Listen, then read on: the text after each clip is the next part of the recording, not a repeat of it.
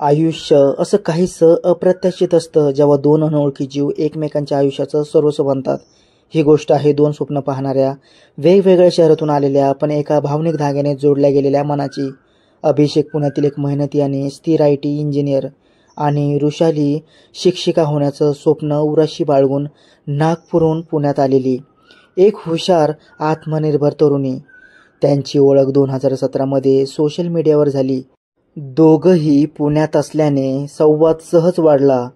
वृषाली थोडी स्पष्ट वक्ती, तोंडावर बोलणारी पण तितकीच भावनाशील होती. अभिषेकला तिच्या विचारामधलं स्पष्टपण आणि कुटुंबासाठी खंबीरपणे उभं राहण्याची वृत्ती मनापासून भावली.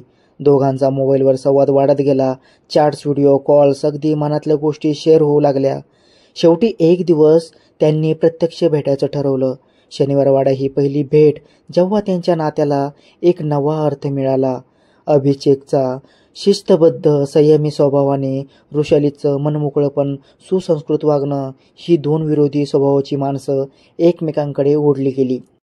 जवळजवळ 2 वर्षे त्यांनी एकमेकांना समजून घेतलं, अनुभव घेतले, नात्याचे चढउतार, गोडकटू क्षण. अखेर त्यांनी एकत्र आयुष्य घालवण्याचा निर्णय घेतला. लग्नाचा दोघांच्याही घरच्यांनी त्यांच्या लग्नाला विरोध केला, पण दोघेही प्रेमात बुडालेले म्हणून घरच्यांचा विरोध पत्करून 2019मध्ये त्यांनी प्रेमविवाह केला आणि हडपसर येथे एका छोट्या फ्लॅटमध्ये या दोघांनीही आपल्या संसाराला सुरुवात केली. सुरुवातीला यांच्या घरच्यांनी त्यांच्या नात्याला विरोध तर केला, पण लग्न झाल्यानंतर त्यांचं नातं घरच्यांनी स्वीकारलं. वृषाली आणि अभिषेक हे आपल्या लग्नाच्या आयुष्यात सुखी होते. त्यांच्यासाठी त्यांचा फ्लॅट म्हणजे त्यांचं नवीन घर, नवीन आयुष्य होतं. नवीन सगळं काही सुरळीत चालू होतं. अभिषेक IT इंजिनियर, त्याची नोकरीही चांगली सुरू होती. काही दिवसामध्ये वृषाली देखील एका शाळेत शिक्षक म्हणून जॉईन झाली. दोघेही नवरा बायको आपापल्या आयुष्यात आता बिझी झाले आणि मग काय, यांच्या स्वप्नाच्या आयुष्यात संशय नावाचं वावदान घुसलं. दोघांचंही एकमेकांवर भरपूर प्रेम होतं, पण जबाबदाऱ्या आणि वेळेअभावी त्यांचं नातं हे ताणत गेलं. अभिषेकच्या ऑफिसमध्ये ऑगस्ट 2021 पासून तो अधिकच बिझी झाला आणि वृषालीच्या मनात शंकेचं धूक हे वाढू लागलं. 2021मध्ये वृषाली हळूहळू बदलू लागली. अभिषेकला तू ऑफिसवरून लेट का येतोस म्हणून विचारू लागली. त्याचा फोन ती चेक करू लागली. चोरून त्याचं लोकेशन ट्रॅक करू लागली. त्याचे काही मित्र मैत्रिणी वृषालीला आता खटकू लागले. खास करून आपल्या नवऱ्यानं त्यांच्या मैत्रिणींसोबत बोलणं तिला अजिबात आवडत नव्हतं. कधी ती अभिषेकच्या फोनमधून त्याच्या मैत्रिणीला फोन करून रागवत असे.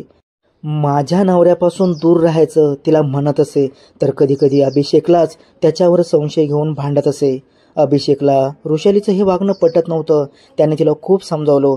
तिच्या व्यतिरिक्त तो दुसऱ्या कोणत्याच मुलीच्या प्रेमात नाही तिला सांगितलं, पण तरीही वृषाली त्याला समजून घ्यायला तयार नव्हती आणि म्हणूनच त्याचं नातं हळूहळू कमकुवत बनत चाललं. अभिषेक मात्र बायकोसाठी सगळं काही करायचा, पण तिच्या मनात अभिषेकबद्दल संशय निर्माण झाला आणि त्यामुळे या दोघांमध्येही रोजच भांडणं होऊ लागली. त्यांचं नातं हळूहळू तुटू लागलं. 27 ऑक्टोबर 2023ची ती भयानक रात्र होती. अभिषेक कामावरून घरी आला. वृषाली त्याला काही विचारणार तोच तो तिला म्हणाला, माझं डोकं दुखतंय, प्लीज आज भांडण करू नको. तेव्हाच वृषाली चिडून म्हणाली, बरोबर आहे, घरात आल्यानंतर डोकं तर दुखणारच. आणि मग काय, याचा मोठा वाद झाला. अभिषेक चिडूनच वृषालीला म्हणाला, तू आता खूप बदलली. मी ज्या मुलीवर प्रेम करत होतो ती तू नाहीच. माझं तर डोकं चालणंच बंद झालं. एक काम करू, थोड्या दिवस आपण वेगळे राहूयात, म्हणजे तुलाही चांगलं वाटेल. नवऱ्याचं असलं बोलणं ऐकून वृषाली ढासाढासा रडू लागली. म्हणजे माझ्या व्यतिरिक्त घरात दुसऱ्या मुलीला घेऊन यायचं आहे का, ती नवऱ्याला विचारू लागली. माझा संशय खरा आहे ना, आता तुला दुसरी मुलगी आवडते ना, असे एक नाही अनेक प्रश्न विचारत वृषाली जमिनीवर खाली बसली. अभिषेकनं फक्त वृषालीवरच प्रेम केलं होतं आणि आजही तो तिच्यावरच प्रेम करत होता, पण वृषाली त्याला समजून घ्यायला अजिबात तयार नव्हती. बऱ्याच वेळा तिला समजवण्याचा अभिषेकनं प्रयत्न केला, पण आता तिला समजावून तो थकला होता. म्हणून अभिषेक तिला म्हणाला, मला थोडासा स्पेस हवा आहे, आपण काही दिवस आता वेगळं राहूया. तिला वाटलं तो आता तिला सोडून जाणार, तिच्यापासून दूर होणार.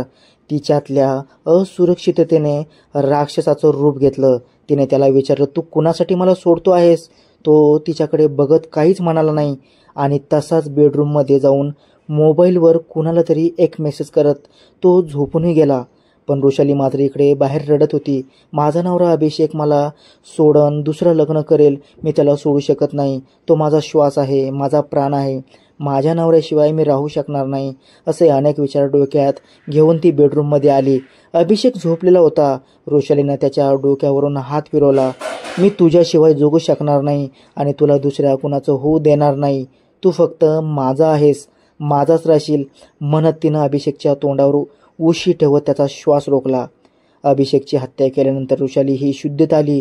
चिडून संतापाच्या भरात आपण आपल्याच नवऱ्याला संपवलं याचं तिला भान आलं आणि ती घाबरली आणि तिनं नवऱ्याचा मृतदेह एका मित्राच्या साह्यानं सिंहगड रोड जवळील पुलाखाली टाकून दिला आणि दुसऱ्याच दिवशी पोलीस स्टेशनमध्ये जाऊन आपला नवरा काल रागानेच आपल्यासोबत भांडणं करून बाहेर निघून गेला, तो घरी परतलाच नाही अशी तक्रार नोंदवली.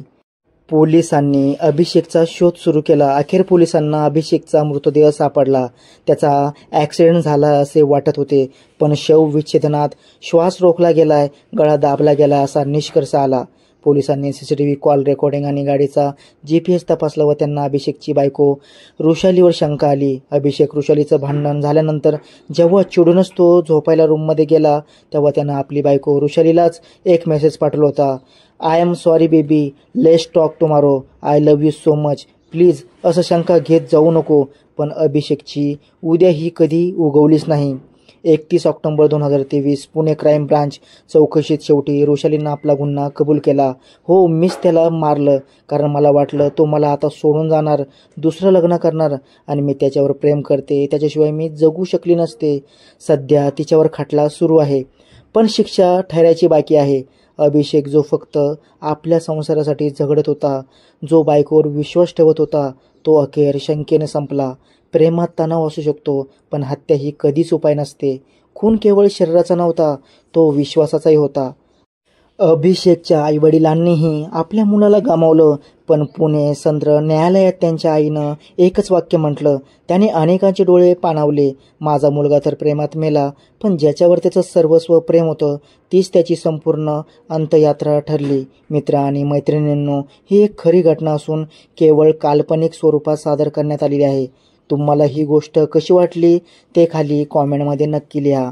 व्हिडिओ आवडला असेल तर लाईक करा आणि अजून अशाच कथा पाहण्यासाठी चॅनलवर नवीन असाल तर सबस्क्राईब करायला विसरू नका. अशा आणखी रिअल स्टोरीज ऐकायला तुम्हाला आवडतील का ते देखील खाली सांगायला विसरू नका. धन्यवाद.